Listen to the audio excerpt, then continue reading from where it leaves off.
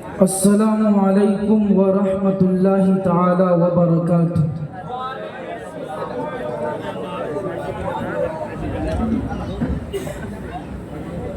الحمد للہ رب العالمین، والصلاة والسلام على سید الانبیاء والمرسلین وعلى آلہ واصحابہ اجمعین۔ اما بعد فاعوذ باللہ من الشیطان الرجیم، بسم اللہ الرحمن الرحیم۔ یا ایہا الذین آمنوا اتقوا اللہ وابتغوا الیہ الوسیلہ۔ صدق اللہ مولانا العظیم، وصدق رسوله النبی الامین المتین المبین الکریم، ونحن على ذلك لمن الشاہدین والشاکرین، والحمد للہ رب العالمین۔ آئیے تمامی حضرات لو لگا کر آفتاب ہدا، مہتاب عطا، در بحر صفا، معدن اتقا، سید الاصفیاء، جان کائنات، فخر موجودات، جناب احمد مجتبی محمد مصطفیٰ صلی اللہ علیہ وسلم کی بارگاہ میں ہدیہ درود پاک پیش کر لیں۔ پڑھیے آواز بلند، اللہم صلی علی سیدنا و مولانا محمد معدن الجود والکرم وآلہ وصحبہ وبارک وسلم، صلو علیہ صلاۃ وسلام علیک یا رسول اللہ صلی اللہ تعالی علیہ وسلم۔ قابل مبارکباد ہیں نوجوان کاروان ملت کمیٹی کے تمام افراد کہ یہ عظیم الشان کانفرنس کا ان حضرات نے انعقاد کیا۔ اللہ رب العالمین ہم سب کی حاضری کو اپنی بارگاہ میں قبول فرمائے۔ اپنے نبی سے، اپنے آقا سے اگر محبت ہے تو نبی کے نام پہ کہہ دیجئے سبحان اللہ۔ بہت کم وقت میں آپ کا لوں گا اور اسی کم وقت میں آپ کو بہت کچھ دے کے جانا ہے۔ ڈاکٹر اقبال لکھتے ہیں ہو یا نہ پھول تو بلبل کا ترنم بھی نہ ہونا یہ پھول تو بلبل کا ترنم بھی نہ ہو، چمن دہر میں کلیوں کا تبسم بھی نہ ہونا یہ پھول تو بلبل کا ترنم بھی نہ ہو، چمن دہر میں کلیوں کا تبسم بھی نہ ہو۔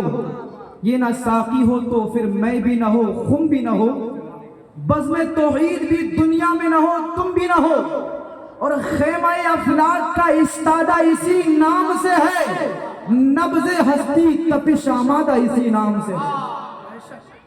اور حضرات سیدی سرکار اعلیٰ حضرت الشاہ امام احمد رضا خان فاضل بریلوی فرماتے ہیں، چچا بیٹھ جائیے، میرے ساتھ میں آپ کو پڑھنا ہے حضرات۔ اعلیٰ حضرت فرماتے ہیں زمین و زمان، آپ کو بولنا ہے تمہارے لیے، زمین و زمان، زمین و زمان بنے دو جہاں، ہم آئے یہاں اٹھے بھی وہاں، دہن میں زباں بدن میں ہے جان۔ حضرات محترم، یہ جو کائنات میں آپ بہاریں دیکھ رہے ہیں یہ صدقہ میرے آقا کا ہے، جو نبض ہستی چل رہی ہے یہ صدقہ میرے آقا کا ہے، یہ بزم توحید دنیا میں آباد ہے، صدقہ میرے آقا کا ہے۔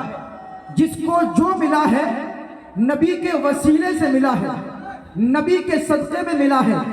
آج جب ہم وسیلے کی بات کرتے ہیں تو کچھ لوگوں کو مرچیں لگتی ہیں کہ وسیلہ ہوتا کیا ہے۔ آئیے حضرات محترم میں وسیلے کی تعریف کر دوں، اس کی ڈیفینیشن کر دوں، اس کو ڈیفائن کر دوں۔ آئیے پڑھیے تفسیر ابن کثیر کو پڑھیے، حافظ ابن کثیر تفسیر ابن کثیر میں لکھتے ہیں الوسیلۃ ما یتوسل بہ الی الشیء، وسیلہ اس کو کہتے ہیں جس کے ذریعے کسی چیز تک پہنچا جائے، یعنی منزل مقصود تک پہنچنا ہے، بیچ میں کوئی چیز ہوتی ہے، کوئی ذریعہ ہوتا ہے۔ حضرات محترم آپ دیکھیں، ایک وسیلہ ہوتا ہے اعمال کا، ایک وسیلہ ہوتا ہے زوات کا۔ وہ لوگ کہتے ہیں کہ اعمال کا وسیلہ تو ہم مانتے ہیں، نماز کا وسیلہ تو ہم مانتے ہیں، روزے کا وسیلہ تو ہم مانتے ہیں، ہم عبادات کا وسیلہ تو مانتے ہیں، مگر ذات کا وسیلہ نہیں مانتے۔ مگر قرآن کہتا ہے واللہ خلقکم وما تعملون، کہ اللہ نے تمہیں پیدا کیا اور جو تم اعمال کرتے ہو اسے بھی پیدا کیا۔ تمہارے اعمال وسیلہ بن سکتے ہیں۔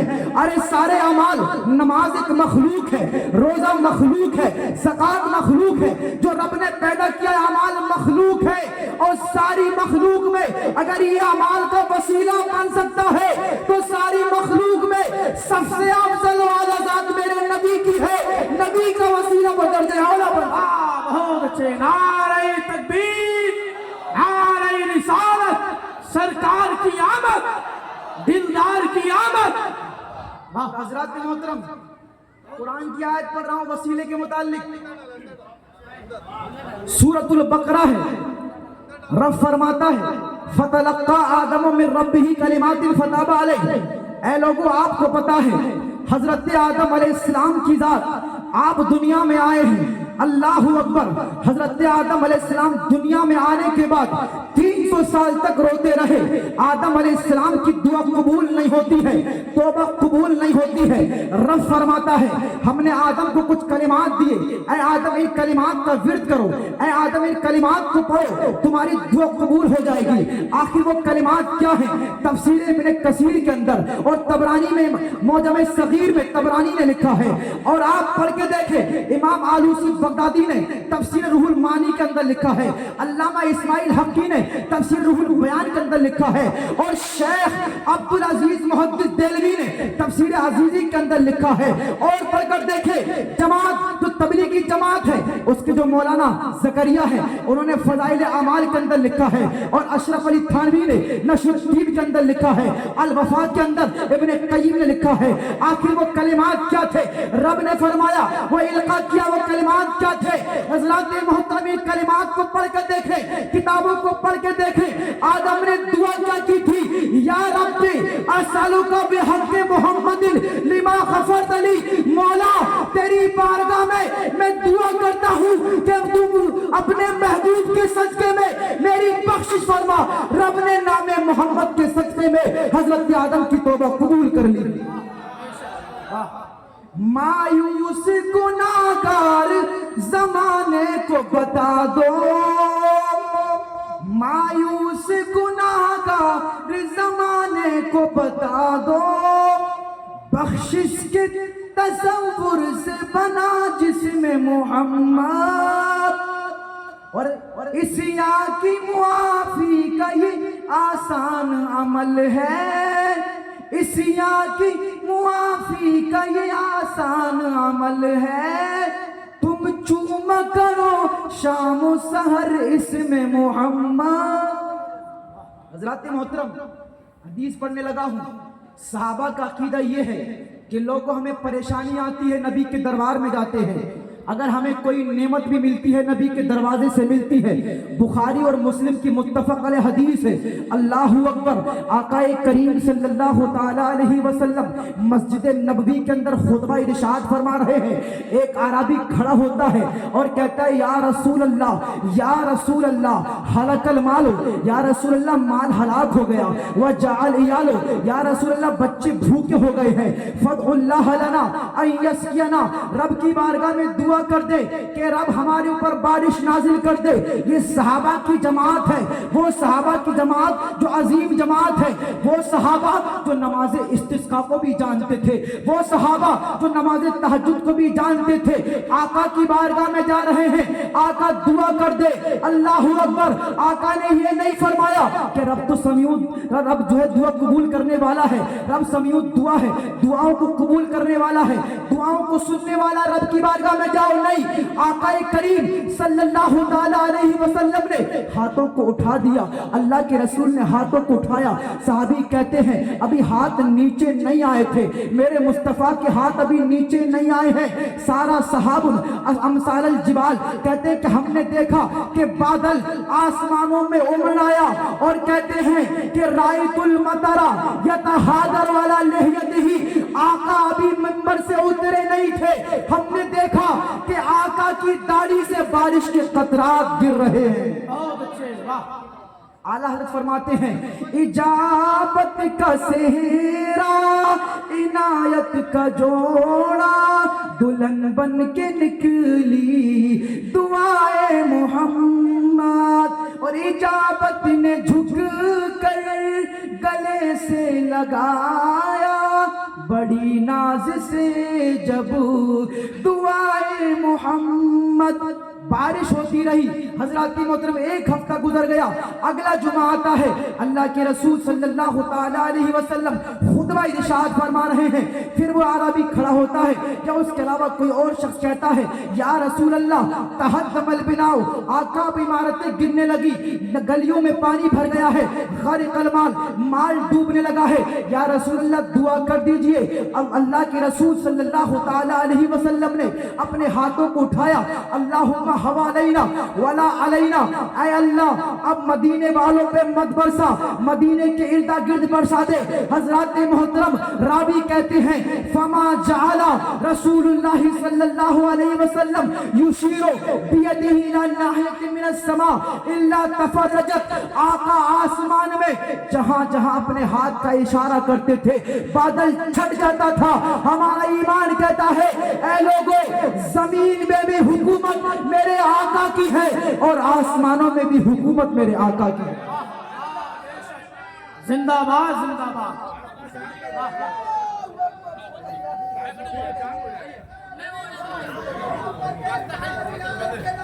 حضرات محترم صحابہ نے ہمیں عقیدہ دیا ہے لوگوں, اگر کچھ تکلیف بھی ہوتی ہے تو نبی کی بارگاہ میں چلے جاؤ, پریشانی بھی آتی ہے نبی کی بارگاہ میں چلے جاؤ, نبی کے وسیلے سے ملا مانگو. اور حضرات اس لیے ہم کہتے ہیں کہ جسے مل گیا میرے مصطفیٰ کا دامن اسے دو جہاں کا خزانہ ملا ہے. جسے مل گیا میرے مصطفیٰ کا دامن اسے دو جہاں کا خزانہ ملا ہے. بلا باغ جنت کو وہ کیا کرے گا مدینے میں جس کو ٹھکانہ ملا ہے. حضرات محترم اللہ کے رسول صلی اللہ تعالیٰ علیہ وسلم آپ کی ذات وہ ذات ہے. اللہ اکبر, میرے آقا خود فرماتے ہیں انا حبیب اللہ, لوگوں میں اللہ کا حبیب ہوں, ولا فخرہ, مگر یہ بات میں فخریہ نہیں کہہ رہا ہوں. انا قائد المرسلین, اے لوگوں میں رسولوں کا قائد ہوں, لیکن میں یہ بات فخریہ نہیں کہہ رہا ہوں. آقا فرماتے انا اکرم الاولین والآخرین اللہ ولا فخرہ, اللہ کی بارگاہ میں, اللہ کی جناب میں جتنے بھی اولین ہیں جتنے بھی آخرین ہیں سب سے افضل والا, سب سے عظمت والا کوئی ہے تو میں ہوں. اس لیے تو بریلی کے امام فرماتے ہیں سب سے اعلیٰ والا ہمارا نبی, سب سے بالا والا ہمارا نبی, اپنے مولا کا پیارا ہمارا نبی, دونوں عالم کا دولہ ہمارا نبی. وآخر دعوانا الحمدللہ رب العالمین. السلام علیکم.